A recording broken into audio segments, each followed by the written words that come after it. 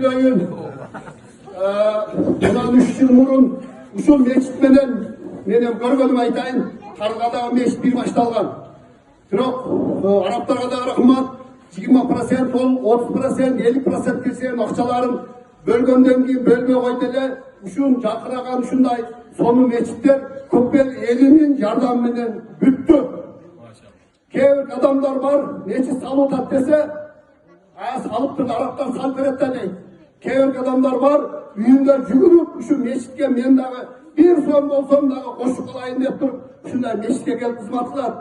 Мына бүгүнкү күнү Көкбел элинде өтө Алланын нуру жаап турат. Мына бүгүн мен айтпай эле коеюн, мына каарлар айтып жеткирди. Ошон үчүн Көкбел эли сиздерге рахмат. Мындан ары дагы элиңиздерде тынччылык, аманчылык болсун. Ушундай Куран жарыштар, ушундай жакшы иштер көп болсун.